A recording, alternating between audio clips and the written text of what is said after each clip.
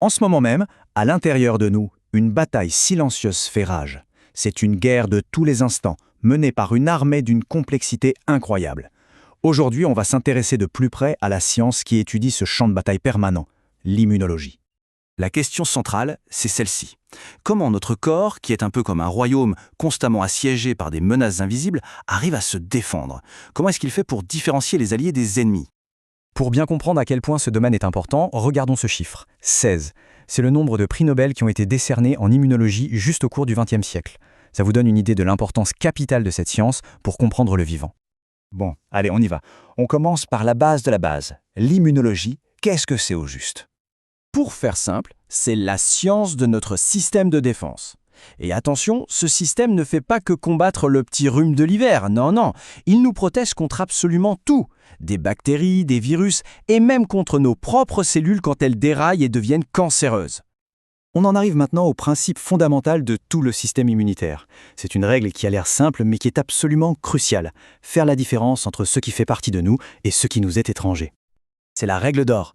Le soi, c'est un peu comme notre carte d'identité moléculaire. Elle est unique et codée dans notre ADN.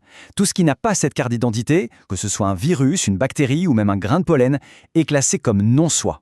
Et la mission est claire. On tolère le soi et on attaque, on détruit, on élimine le non-soi. Tout, absolument tout, repose là-dessus.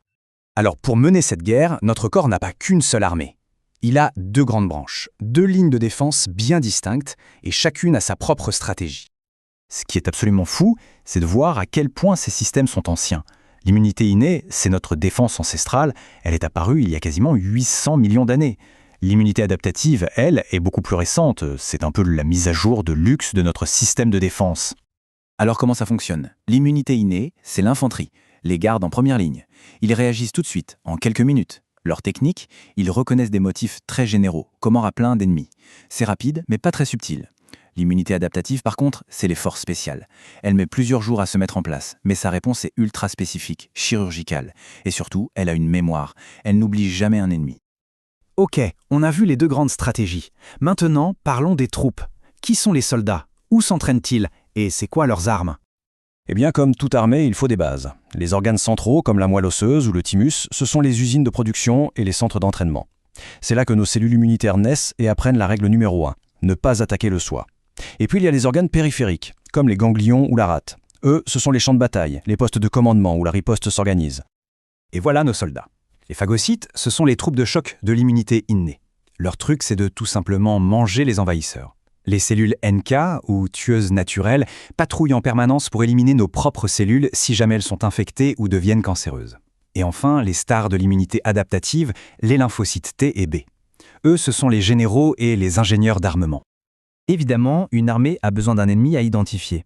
En immunologie, cet ennemi porte un nom, l'antigène. C'est en quelque sorte la signature moléculaire de l'envahisseur, le visage que le système immunitaire va apprendre à reconnaître pour l'éliminer. Et pour frapper ces cibles, l'immunité adaptative a des armes d'une précision redoutable, les anticorps. Ils sont produits par les lymphocytes B, et on peut vraiment les voir comme des missiles à tête chercheuse, conçus sur mesure pour se fixer sur un seul et unique type d'antigène et le neutraliser. On arrive maintenant à ce qui rend l'immunité adaptative si incroyablement puissante. C'est sa capacité à apprendre et surtout à se souvenir. C'est ça, son véritable super-pouvoir. Alors attention, parce que ça, c'est une idée assez folle. Quand un nouvel ennemi arrive, le corps n'invente pas un nouveau soldat à partir de zéro. Non, le soldat parfait pour cet ennemi, il existe déjà. Il est là, quelque part, perdu au milieu de milliards d'autres. Tout le défi, c'est de le trouver et de l'activer. Ce processus s'appelle la sélection clonale. Quand un envahisseur est détecté, le système lance une sorte de casting géant. Il cherche dans son immense répertoire le lymphocyte qui, par pur hasard, a le récepteur parfait. Une fois qu'il l'a trouvé, il le sélectionne et lui donne un ordre simple. Multiplie-toi. Ce lymphocyte va alors créer une véritable armée de clones, tous identiques et tous parfaitement armés pour combattre cet ennemi précis. Et c'est là que la magie opère. Une partie de cette armée de clones ne va pas au combat tout de suite. Elle se transforme en cellules mémoire, qui vont rester en patrouille dans notre corps pendant des années, parfois toute une vie. Si le même ennemi a le malheur de se remontrer, la réponse est si rapide et si massive qu'on tombe même pas malade. C'est ça être immunisé. Et c'est tout le génie de la vaccination, nous présenter un antigène inoffensif pour que notre corps fabrique cette armée de cellules mémoire sans jamais avoir à subir la maladie. Ce système est un gardien d'une efficacité absolument stupéfiante. Mais il n'est pas infaillible. Que se passe-t-il quand cette armée si puissante se trompe de cible? Quand la distinction si claire entre le soi et le non-soi devient tout à coup floue?